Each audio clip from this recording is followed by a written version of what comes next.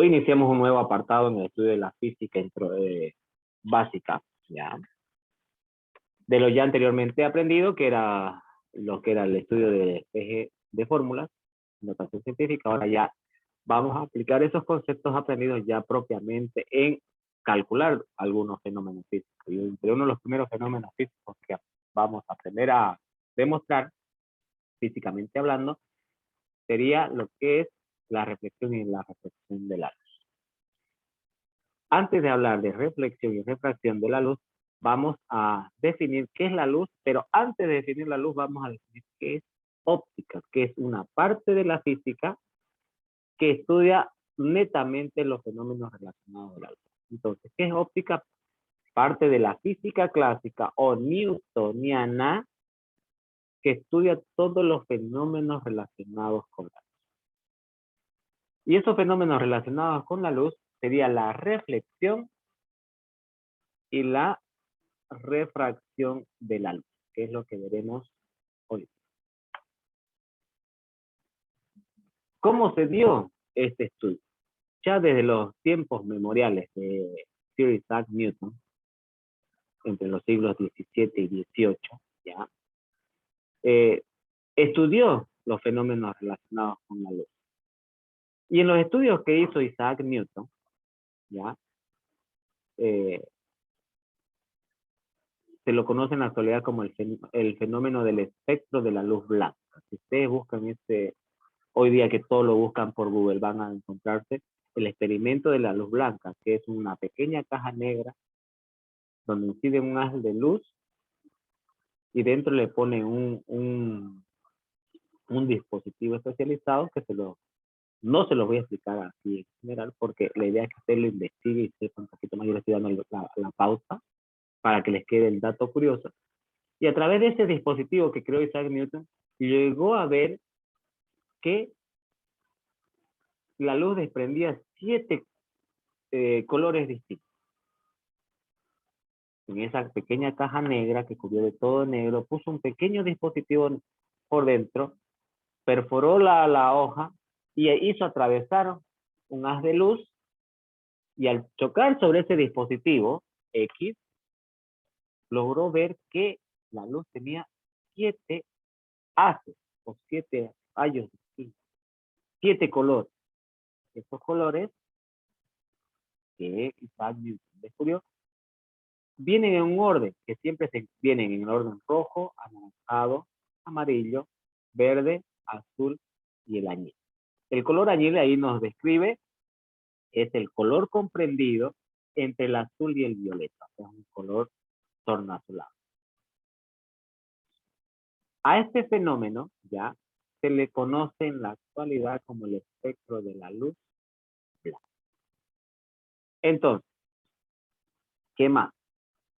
Conociendo estos datos preliminares o datos curiosos, ya podemos definir propiamente qué es la luz. La luz se define como el flujo de partículas cuya masa es nula. ¿Qué quiere decir? No tiene masa. Nulo quiere decir que es cero. La cual se le denomina fotón. A dichas partículas dice que se le denomina fotón. Y que todas esos flujos de partículas tienen las mismas propiedades. ¿Propiedades de quiénes? De las ondas.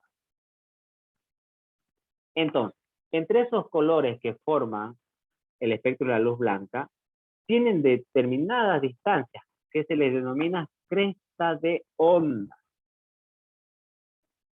Y en la jerga física, a esas crestas de onda se le llama longitud de onda. Su unidad de medida es el Armstrong, cuya simbología es la letra A mayúscula con un pequeño cero como superíndice. Sus equivalencias de un Armstrong en las unidades de longitud conocidas como centímetros y metros sería 1 por 10 a la menos 8 centímetros, o un Armstrong también equivale a 1 por 10 a la menos 10 metros. Como ven, son medidas demasiado o extremadamente pequeñas que solo se pueden ver a nivel microscópico.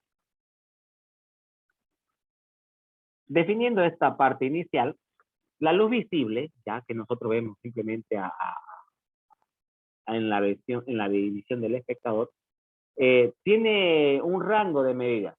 Estas longitudes de onda están comprendidas entre 4.000 y 7.000 angstrom,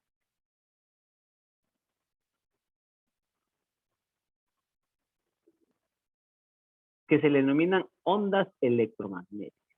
Y aquí nos habla el autor. Las ondas electromagnéticas menores a 4.000 angstrom son las que conocemos como rayos ultravioleta o rayos UV, los rayos X, que es lo que emplea como se dice, el área médica, traumatológica, para ver los huesos, cuando rompemos algún hueso del cuerpo, se dicen, vaya a que le tomen radiografía, rayos X.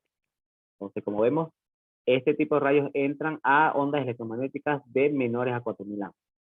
Y los rayos gamma.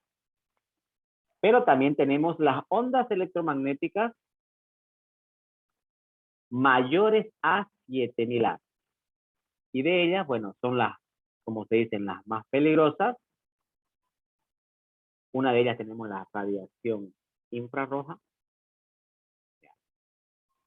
porque tienen, por ello llamamos peligrosa, porque tienen mayor cantidad de fotones, de partículas. La radiación infrarroja mayormente la vemos en los dispositivos, bueno, algunos dispositivos celulares que tienen, como se dice, controles remotos, los controles remotos de cualquier dispositivo electrónico. Por eso a veces te recomiendan. Hay muchos chicos que lo agarran y se lo ponen al ojo porque ven el rayito rojo. No, no hagan eso, que son rayos peligrosos. Y las ondas de radios, que es las que se propagan a las radios de telecomunicación que conocemos en el.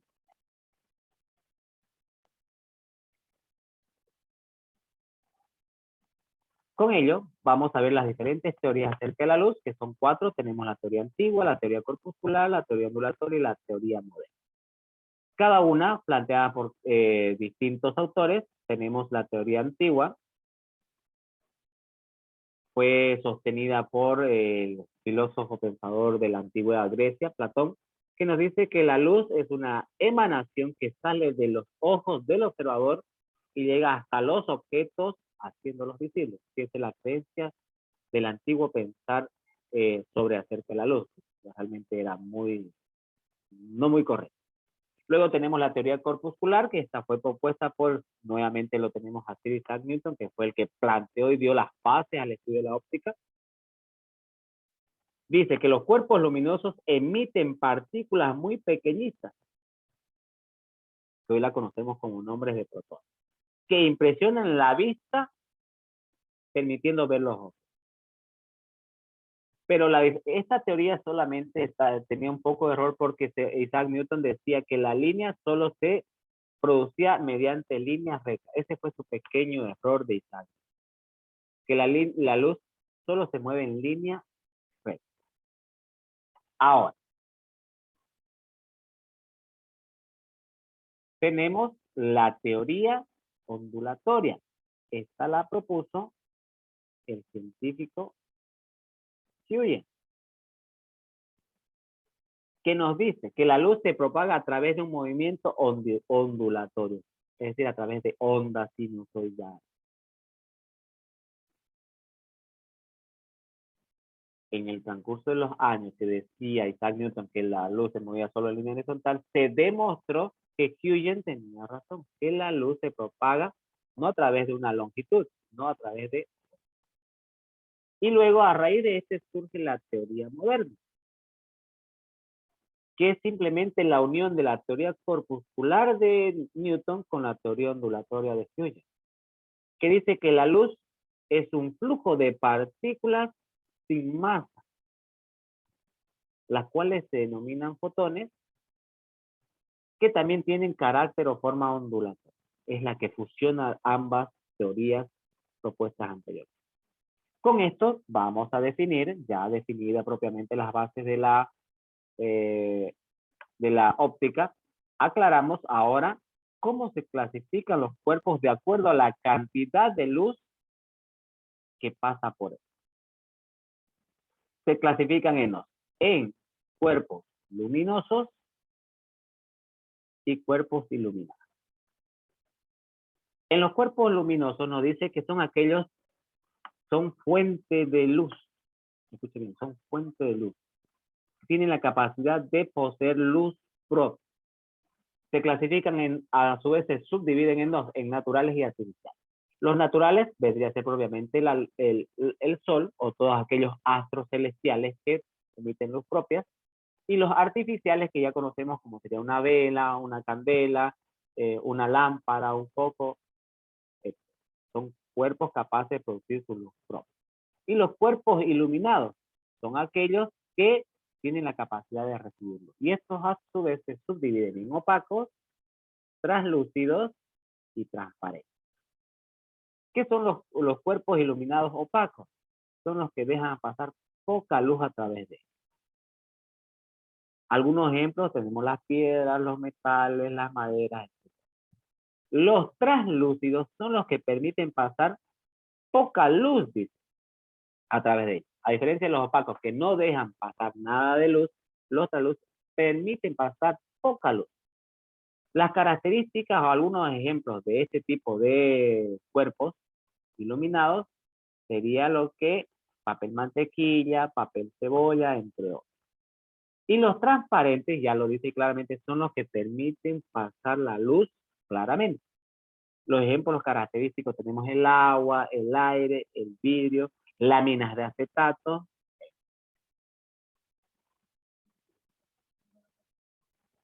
Ahora, vamos a ver qué es reflexión. Ahora sí entramos ya a lo que vamos a ver. Reflexión. Reflexión de la luz dice que es cuando un haz de luz, o es decir, un haz de luz, un rayo de luz, incide sobre una superficie, es decir, impacta, incidir es chocar, impactar. Y esta a su vez hace que cambie de dirección ese rayo. Pueden existir de dos clases, reflexión difusa y reflexión regular. ¿Qué es la reflexión difusa? Ahí tenemos un claro ejemplo, tenemos una imagen que nos lo dice todo. Vemos los rayos incidentes impactan sobre una superficie no regular, es una superficie regular, y esta emite rayos reflejados no paralelos. Es decir, emite en todas direcciones, no en una misma dirección los rayos. A diferencia de la reflexión regular, son donde los rayos de incidencia impactan sobre una superficie plana pulida, es decir, horizontal, y los rayos reflejados se distribuyen uniformemente, es decir, paralelas entre sí. Siempre son paralelas e iguales. Con esto, una vez aprendiendo la definición de reflexión de la luz, vamos a aprender los componentes que tiene la luz, los componentes físicamente hablando, en la reflexión de la luz. Tiene tres componentes. Tenemos la normal,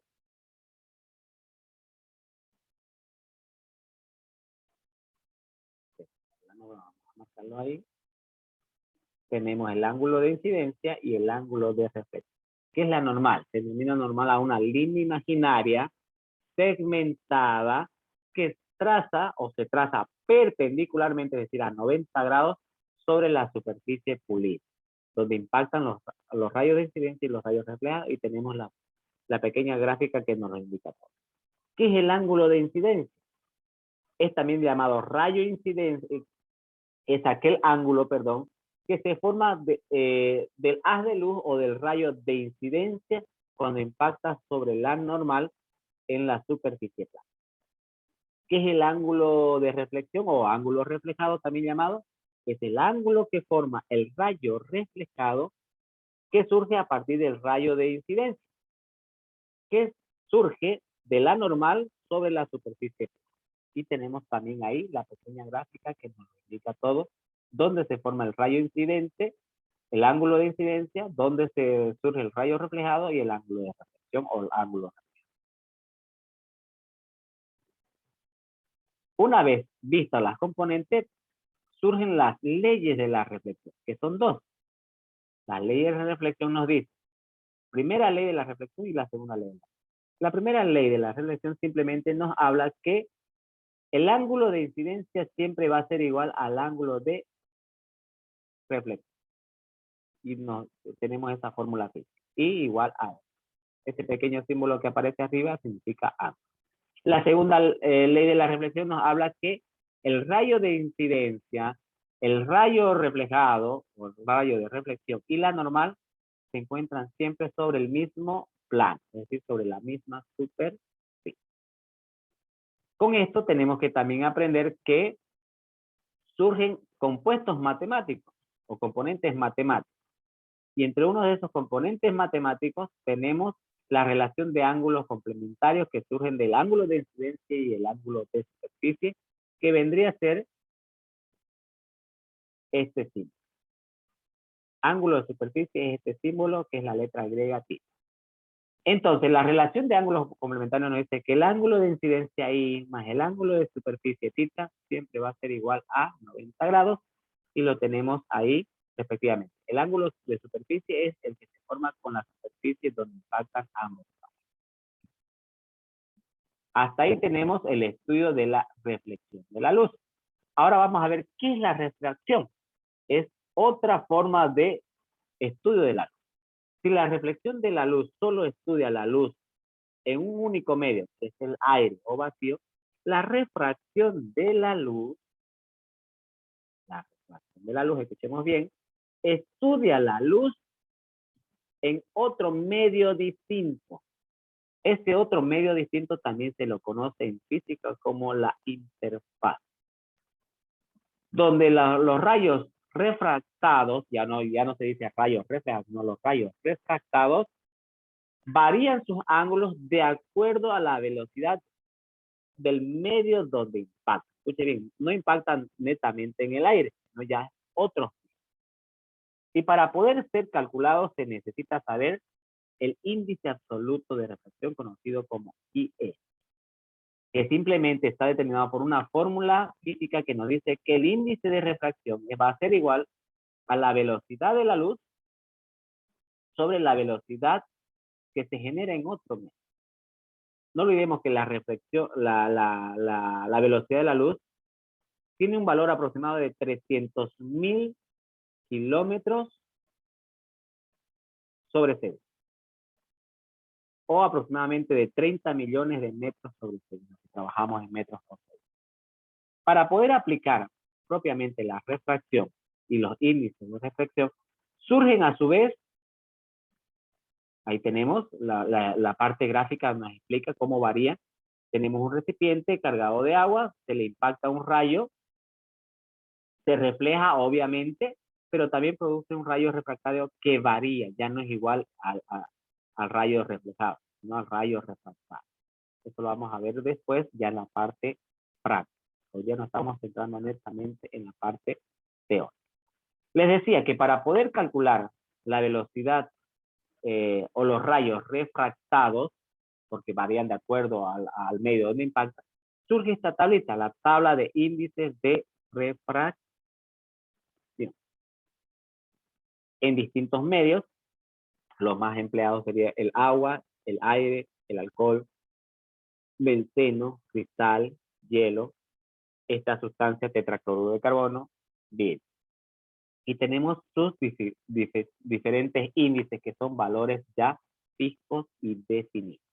Entonces, con esta tabla se puede calcular la refracción de la luz en estos medios cuando la luz impacta en este tipo de sustancias.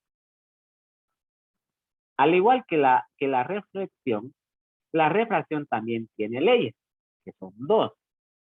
La primera ley de la refracción, ¿qué nos dice? Nos dice que el rayo incidente, el rayo refractado, ahí tenemos la simbología, y la normal, siempre se van a encontrar en la misma.